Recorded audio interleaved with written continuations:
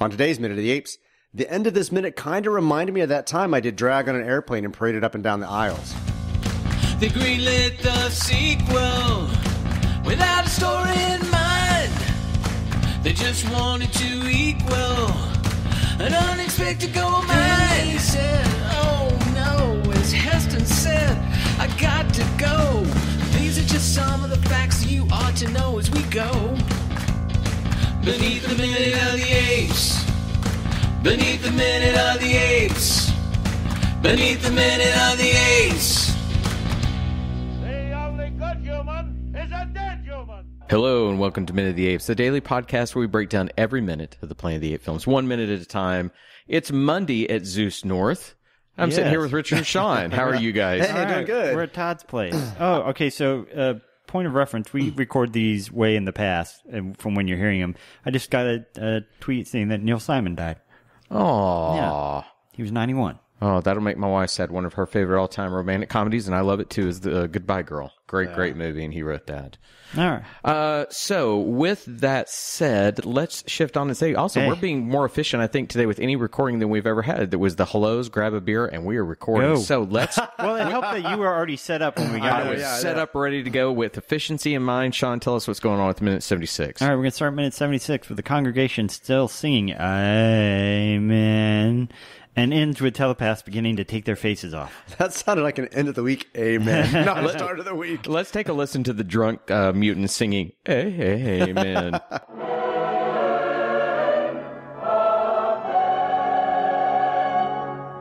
Almighty and everlasting balm, who came down among us to make heaven under earth, lighten our darkness. O instrument of God, grant us thy peace.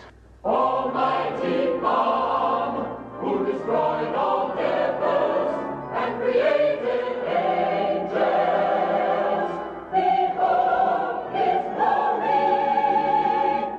Behold the truth that abides in us. Reveal that truth unto that maker.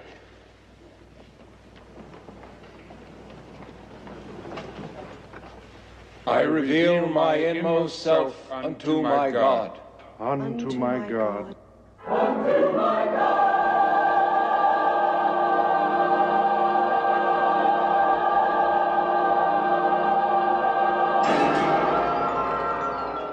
All right, as of Minute 76, we have 3 living humans, a psychor telepath, 4 dead humans, 1 dead ape, a shoeness of apes, and a gaggle of humans. And this is just reminding me how boring church is. I didn't even think of that, but it is rather just sort of blasé churchy. White church. Yeah, It is white church. It's very white church. It's very Church of Christy. And the funny thing is as much as we know we're on the precipice of something happening, you know, we have this feeling things are coming to a head. The apes are about to crash down. We've got the mutants all worshiping the bomb. It's really boring. Oh, yeah. And to that point, that's a good way of putting it. White church, there's no... You could at least do people handling snakes, that type of thing, where there's some histrionics that go along with it, but instead it's just fervor. We pray unto the bomb. The most exciting thing is that Mendez, isn't that his name, the leader? Mendez, yeah, he speaks a little bit. Yeah, his big cross is like, I don't know if they put a beam of light right on it, but did you notice how light it up? Oh my God, it's like super reflective into the lens standing out.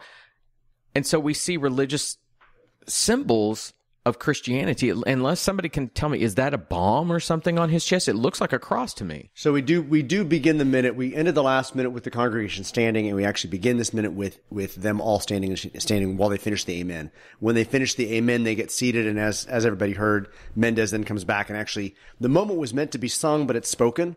What I found interesting about the script is there are a lot of times where it says sung, and it just kind of goes back and forth between spoken and song, as opposed to just being straight song.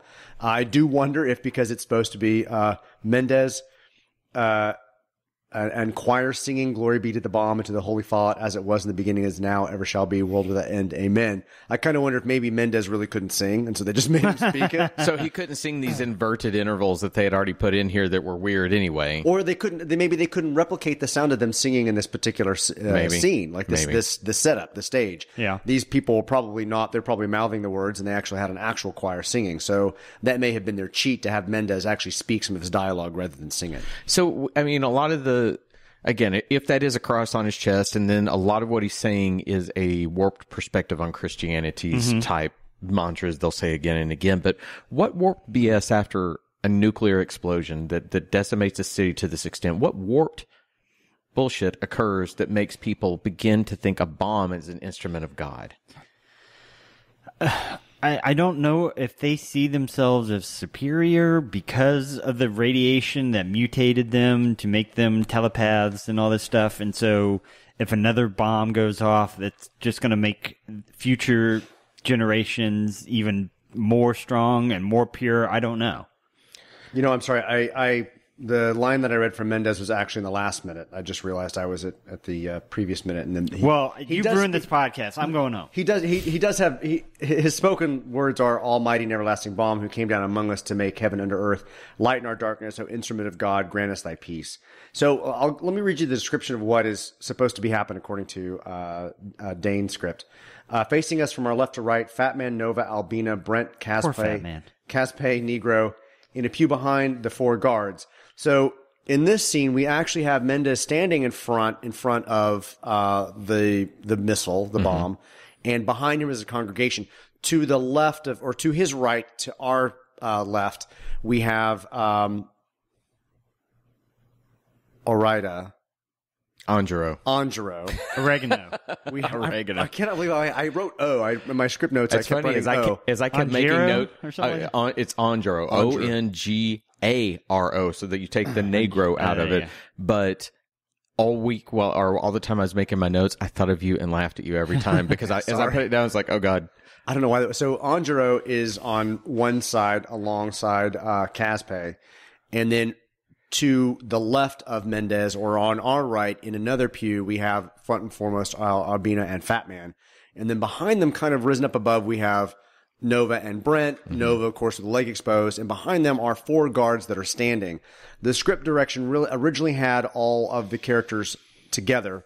Fat Man, Nova, Albina, Brent, Caspe, and Negro. And in the pew behind them were 4 guards.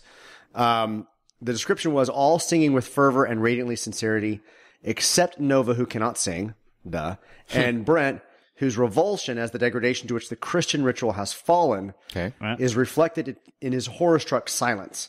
He and Nova have now been decently robed over their rags, and both look physically refreshed and cleaner. As the Amen ends, the main lights of the cathedral very lightly dim down, leaving the bomb spotlit. That would have been nice.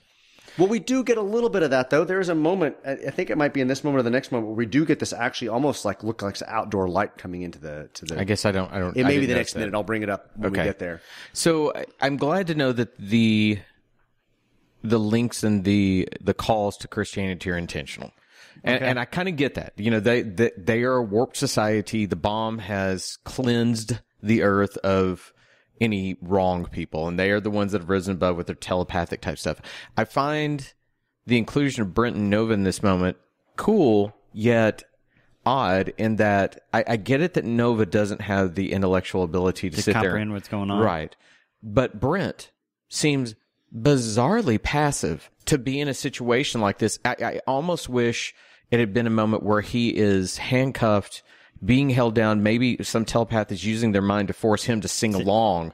Something like that where it even feels more, because I don't get what you just read from his reactions. Yeah, no. Silent or... What we do get at the 20-second mark is we have the wide shot with Mendez kind of centered, which I just described with the situation.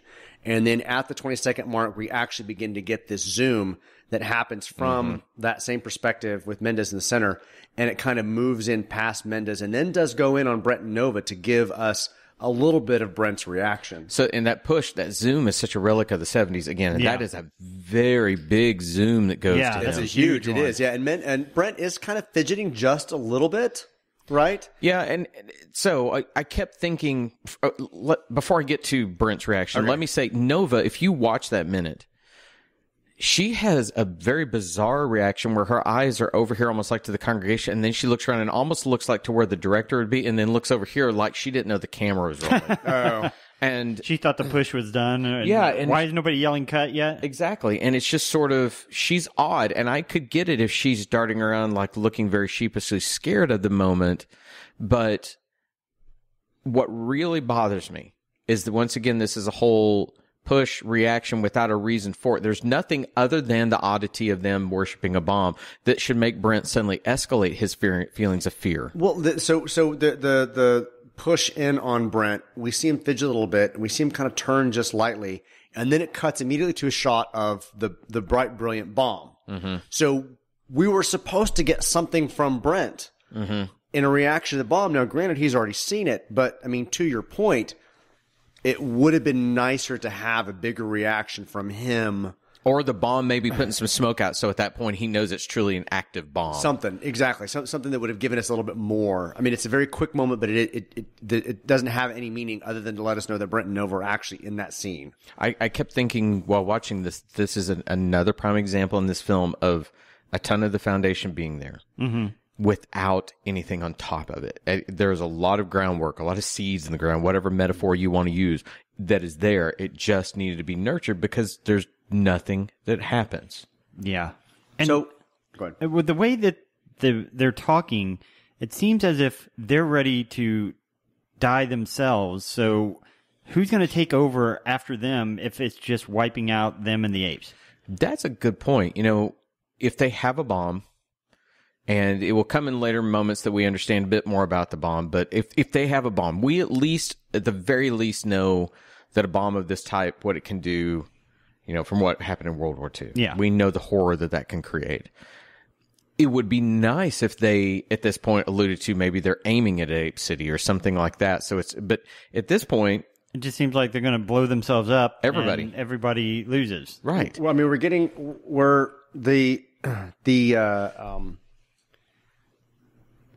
what Mendez says, Almighty and everlasting bomb, who came down among us to make heaven under earth, lighten our darkness, O instrument of God, grant us thy peace. There is this kind of flipping of light and dark and, bomb and peace. And it's just. And heaven being under earth, which suddenly makes a lot of sense when you consider that they're underground. But they're underground. Yeah. I mean, they're definitely, Dane had some language in here that kind of flipped upside down what you would expect from this kind of a ceremony. The choir then sings, Almighty bomb, who destroyed devils to create angels, behold his glory. So we're kind of getting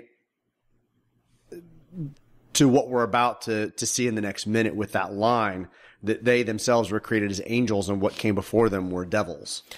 Okay. I watched the minute and I know that we'll edit in that minute in post. Is that literally what the choir says? The angels and devils line? I don't think I got that. Almighty bomb, who destroyed devils to create angels, behold his glory. Yeah, I'm listening. I have the script, and so I'm listening to what they're singing and verifying that it goes along with the script. There's only like one or two places where those lines were not identical.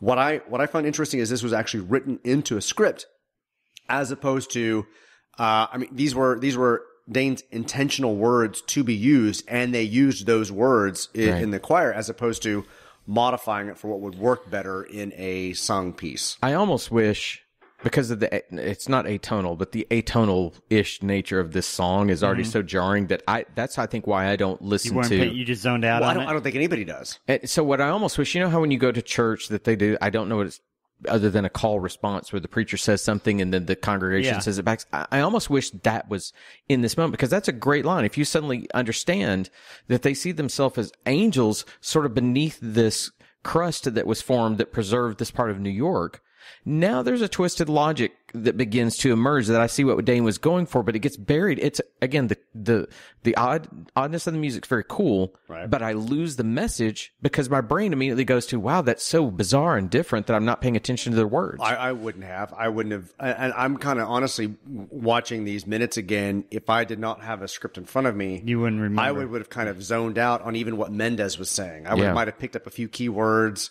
but I wouldn't have kind of honed in on what's being directed to us, what's being told to us. But think of it. We just talked about how this is a boring religious service. If they had added that in, they could have, I don't know what it's called with the Catholic religion when they take the little water thing and spray you with it or whatever. I guess that's like baptizing, but it's like cleansing. Yeah. What if they had radioactive water and they're throwing it and it's burning them and they don't react? You know, anything like that even takes these religious conventions and flips them even further on their head. then Brent could react to that. Brent could hear these things about angels on beneath the earth or whatever it is. He could hear those things, and